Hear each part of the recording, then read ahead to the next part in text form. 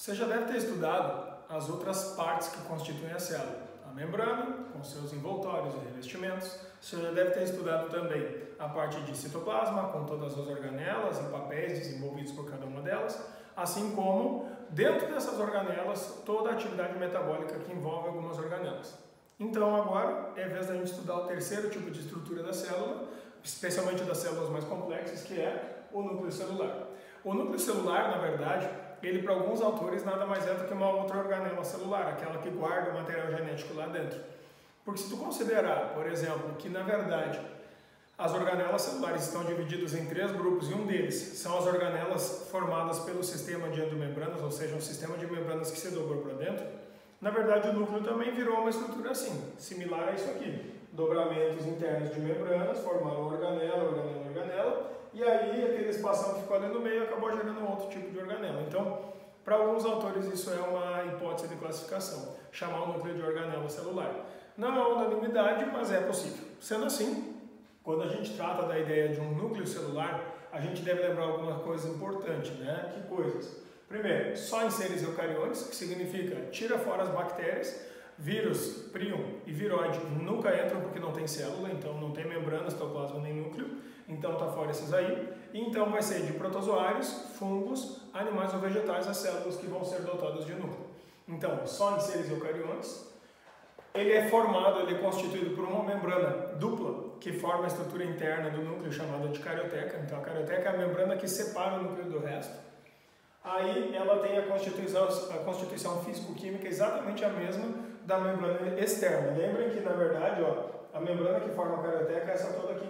Então, o que acaba acontecendo é que, na verdade, foi um dobramento da membrana de fora até lá dentro, que foi e voltou. Então, a carioteca também é lipoproteica, só que em vez de ser uma bicamada de fosfolipídios, serão 2 bicamadas de fosfolipídios. Só que nesse caso, como são 2 bicamadas, aqui de espaço em espaço a gente vai ter poros. Esses poros permitem o trânsito de moléculas entre o citoplasma da célula e o recheio do núcleo. Esse recheio do núcleo, então, para não ser chamado de citoplasma do núcleo, ele é chamado de cariolinfa.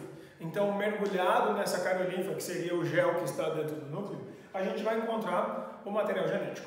Esse material genético, então, ou moléculas de ácidos nucleicos, na verdade, são divididos em 2 grupos de moléculas, de acordo com a sua constituição química. O primeiro tipo de molécula, e mais abundante dentro do núcleo, é o DNA, que pode ser visualizado dentro de uma célula sob a forma de cromossomo ou de cromatina. Já falaremos sobre essa diferença. E o segundo tipo de molécula que nós podemos encontrar, que tem uma constituição química um pouquinho diferente e, portanto, vai ficar fisicamente distinto também, que é o RNA formando nucleolos, que é quando a gente vai ter, então, como se fosse uma pequena bolinha, né? Uma esferinha pequenininha dentro do nosso material genético junto com o DNA. Então, a maior parte do material genético nuclear, que ocupa quase todo o espaço do núcleo, é a cromatina, que na verdade é o DNA. E, em segundo lugar, só de cantinho ali, a gente vai ter o RNA formando uma bolinha chamada de nucleolo. Então, a nossa membrana que constitui o núcleo é a mesma membrana que constitui a membrana celular. Significa que a grande diferença é que ela se dobrou lá para o lado de dentro. Então, exatamente no mesmo momento em que estava se formando o núcleo, ou seja, compartimentalizando o núcleo, criando um compartimento só para o núcleo, a gente, na verdade, também estava criando um sistema de endomembranas com organelas celulares. Por isso, que durante os processos de divisão celular, se a gente pegar e puxar essa membrana para cá e aquela membrana para lá, separando, fazendo a célula aumentar de volume internamente, some todas essas estruturas de membranas que estão para dentro, como se a célula expandisse e todo o pedaço de dentro desaparece. Quando acontece esse tipo de coisa, então desaparecem organelas membranosas e também desaparece o núcleo. Isso só ocorre durante a divisão celular. Nesse momento, todo o material genético que está lá dentro vai permanecer solto e boiando no meio do citoplasma. Logo, a gente pode dizer então que nesse caso aqui, os nucleolos que nós vamos ter dentro do núcleo, quando o núcleo existe então, durante a vida normal da célula, eles são formados por RNA ribossômico, que é um tipo específico de RNA, a partir da transcrição do DNA, que significa o seguinte, o DNA passa as informações necessárias e monta um RNA lá dentro. E aí, esse tipo específico de RNA, que é o RNA ribossômico, vira uma bolinha, se enrola todo e forma um nucleolo. Nesse caso, sempre a informação vai sair de um pedaço específico do DNA, não é de qualquer lugar a informação genética para isso. Esse DNA se chama DNA satélite. O DNA satélite é um fragmento extra de DNA que alguns cromossomos menores têm. Normalmente os pares 13, 14, 15, 21 e 22, que são aqueles que vão ser dotados de DNA satélite na espécie humana.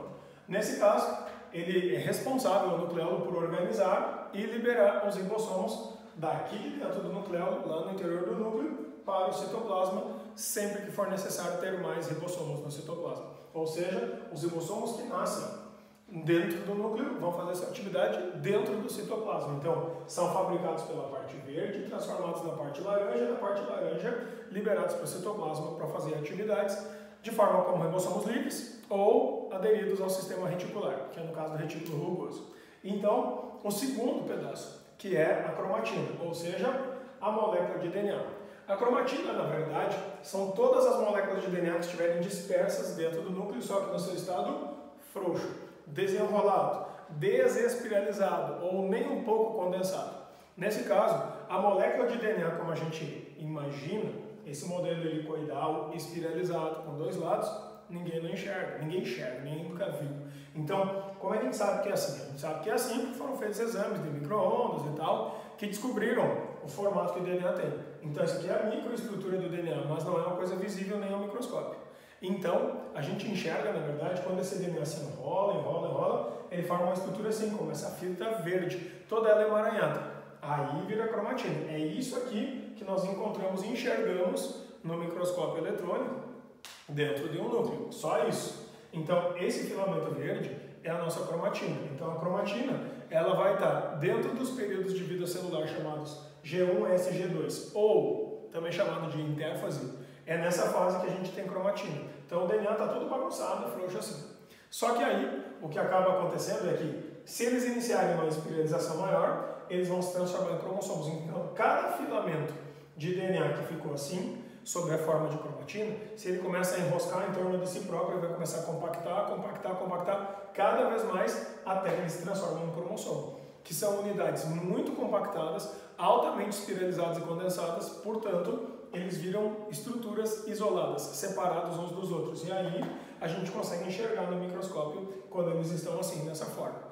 Significa o seguinte, que cada molécula de DNA que nós vamos ter se enrola um tanto e vira cromatina. Se enrola muito mais, vira cromossomo. Quando é que a célula vai fabricar isso na forma de cromossomos? Na verdade, quando estiver em fase de divisão celular, que significa nos períodos em que ela está fazendo mitose ou fazendo meiose.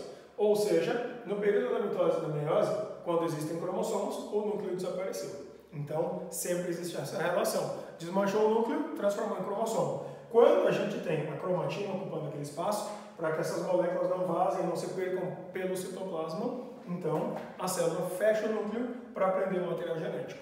Então, cromatina é igual a cromossomo. A grande diferença disso, de cromatina e cromossomo, é basicamente o seguinte: está mais espiralizado, está menos espiralizado. Mais espiralizado virou cromossomo, menos espiralizado permaneceu como cromatina. Segunda forma de diferenciar. Em que fase de vida celular ela está? Está durante a etapa da intérfase, com o núcleo, ou está na etapa da divisão celular, sem núcleo?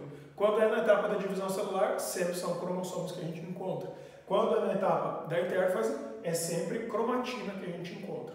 Sendo assim, se a gente for analisar dentro dos nossos cromossomos, DNA, cromatina, a gente pode criar uma correlação que é o número de moléculas de DNA, essa roxinha aqui, é igual ao número de moléculas de cromatina. Se tu tem 10 moléculas de DNA, vai formar 10 filamentos de cromatina.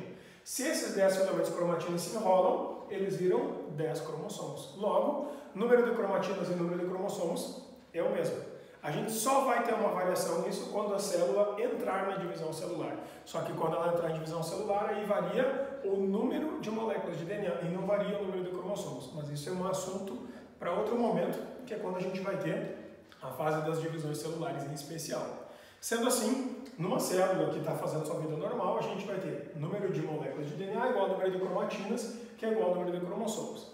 Mas, cada vez que nós contamos o número de cromatinas, o número de cromossomos, a gente vê que cada espécie tem um número próprio de cromossomos. Esse número próprio de cromossomos, ele vai acabar sendo pontual por espécie. Não quer dizer que não possam ter espécies diferentes que tenham mesmos números cromossômicos. Se as informações genéticas contidas no DNA forem diferentes, não tem importância. A gente pode ter números iguais desde que sejam informações genéticas diferentes. Por exemplo, na espécie humana, a gente vai ter um 2N, que é o total de cromossomos que nós temos numa célula, igual a 46. Isso é característica da nossa espécie. Mas não quer dizer que não possa ter uma outra espécie de animais, ou de repente até uma espécie de vegetais, que também tenha 46 cromossomos. A questão é, que tipo de informações genéticas estão contidas nesses 46 cromossomos da planta? São os mesmos que nós temos? Se as informações genéticas não forem as mesmas, significa que pode ter o mesmo número para muitas espécies e ainda assim as espécies vão funcionar e vão ser de forma distintas, não se parecem umas com as outras. Naturalmente, então, o que acaba acontecendo é que nós, no nosso caso, temos 46 cromossomos. Os dois N são representados assim, chamados de número diploide, porque um dos N tu recebeu do teu pai e o outro N recebeu da tua mãe, totalizando os dois N, um N de cada lado. Cada um N que vem corresponde a uma parte de cromossomos que o pai manda e uma parte de cromossomos que a mãe manda, formando o total que tu, filho, vai ter. Então, nesse caso, tu recebeu 23 cromossomos do teu pai, 23 da tua mãe se juntaram em 23 pares, sendo que cada par, o par 1 é formado por um cromossomo do pai ou da mãe, o par 2, um do pai ou da mãe, o par 3, um do pai ou da mãe, até chegar no último par. Então, no nosso caso, nós vamos ter 23 pares de cromossomos. Quando nós temos, então, na espécie humana, indivíduos do sexo feminino, nós vamos ter, então, 46 cromossomos divididos em 44 cromossomos chamados de autossomos, ou cromossomos que definem características gerais como cor do olho, cor do cabelo, estatura da pessoa, formato do rosto, desenho das orelhas, tamanho do pé, ou seja, coisas que não têm a ver com o sexo dos indivíduos. E um segundo par, chamado XX. Esse par aqui, ele, na verdade, é chamado de par alossômico, ou par de cromossomos gaméticos ou sexuais. Esse aqui é o que vai definir o sexo das pessoas. Então, quando tem alguma coisa relacionada ao sexo dos indivíduos, nesse caso, é a parte dos alossomos. Quando nós temos alguma herança genética que está ligada nos cromossomos, que não tem a ver com sexo, é a parte dos autossomos. Se eu tiver um problema numérico nos 44, esse problema numérico de cromossomos vai gerar uma síndrome. Por exemplo, a síndrome de Down aumenta um aqui, nos 44. Só que como aumenta nos 44 e mulheres e homens têm, pode ter nos dois sexos. Agora, quando tu mexe no XX ou XY, aí é uma coisa que vai dar ou no sexo masculino ou no feminino. Então, numericamente é o que acontece. Quando a gente tem, então, nessa situação, a comparação dos 44 autossomos femininos mais XX com o que a gente vai encontrar nos homens, que apresenta 44 autossomos mais X e Y, a gente vai ver que existe uma coisa importante. Nós todos, mulheres e homens, temos 44, 44. Isso é igual para todo mundo. Nós todos temos X e X. Isso é igual para todo mundo. Só que aí, nós homens temos um Y. E é isso que vai fazer os homens serem homens. Ou seja, o Y é que define a formação do aparelho reprodutor masculino. Já esse segundo X que nós temos aqui, nas mulheres ele está exatamente repetindo o que já tinha no outro. Então, como o homem só tem um X e tem um Y, a mulher não vai usar esse segundo X. Isso é chamado de compensação de dose ou cromatina sexual. O que acaba acontecendo? Nesse caso, esse segundo cromossomo X que nós temos aqui, ele teoricamente teria os papéis iguais aos do primeiro, mesmo que um dos X tenha vindo da mãe e o outro tenha vindo do pai. Qual desses dois é que vai virar essa cromatina sexual? Tanto faz, pode ser do pai ou pode ser da mãe. Só que a grande questão é a seguinte: um dos dois vai funcionar e o outro vai literalmente atrofiar. Ele vai encolher, vai ficar condensado, compacta e vira uma bolinha. Essa bolinha que fica lá no meio da cromatina é o segundo cromossomo X. Só que como nós homens não apresentamos o segundo cromossomo X, nos homens isso não aparece. Então a cromatina sexual é um cromossomo X inativado, que fica misturado à cromatina, mas está presente apenas em mulheres. Então só em mulheres, ou seja, só quem tem 2X, ou se for um homem com um problema genético, uma síndrome, pode até ser que tenha, mas em homens geneticamente normais isso não ocorre. E ainda pode ser chamada de compensação de dose, que é o seguinte: já que a mulher tem dose dupla, em compensação, um X vai ficar inativado.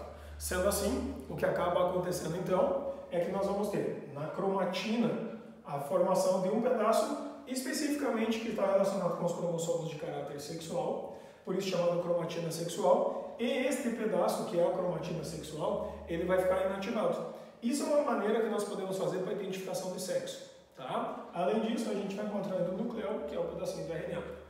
Em situações onde existe, por exemplo, algum tipo de dúvida para a definição sexual, por exemplo, em situações como, por exemplo, Jogos Olímpicos. Os Jogos Olímpicos, eles são separados ou categorizados por sexo, né? Nós vamos ter jogos femininos e jogos masculinos. Quando acontece isso, as mulheres só competem com mulheres e os homens só competem com homens. É a regra do jogo. Quando acontece isso, existem algumas situações onde alguns países são acusados de que um homem esteja jogando dentro dos jogos femininos. Isso é proibido. Da mesma forma, seria proibido uma mulher jogar dentro dos jogos masculinos. Em geral, está relacionado à força que os homens têm, que quase sempre é maior que as mulheres, para evitar que se machuquem e coisas do gênero. Mas, suponhamos que tem uma determinada delegação que tenha realmente fraudado os jogos e que, de repente, um homem esteja competindo entre as mulheres. Se acontecer esse tipo de coisa, dá para entender quem é quem? Dá. É só pegar uma celulinha, normalmente eles pegam um palito de dente, um palito de fósforo, e raspam por dentro da bochecha do atleta e passam numa lâmina de microscopia e pingam um corante. Esse corante é específico para marcar DNA. Quando acontece isso, se aparecer a bolotinha, significa que é mulher, então não houve fraude. Se não aparecer a bolotinha, significa que nesse caso é um homem, porque os homens não têm a bolinha, porque não tem cromatina sexual, então houve fraude. Por que alguém não pode questionar, por exemplo, de ser uma pessoa que é um homem que tem uma síndrome e aparece? Porque, na verdade, vocês todos vão de convir que nos casos dos Jogos Olímpicos, quem está lá são atletas de alta performance. É muito improvável que a gente tenha uma pessoa com uma síndrome qualquer que tenha condições de competir em condição de igualdade. Por isso que isso é desconsiderado, essa hipótese. Sendo assim, nesse caso aqui, a cromatina é um dos pedaços que pode ser usado para nós fazermos a identificação sexual dos indivíduos. E aí, o número ou contagem também serve para identificar quando existem ou não algum tipo de mutação, né, que pode estar presente ou não nos indivíduos, e aí identificar que tipo que é, pela contagem do número de moléculas de DNA, ou seja, de cromatinas ou de cromossomos. Mas isso é uma coisa que vocês vão ver, especialmente lá na parte do capítulo sobre mutações e genética humana.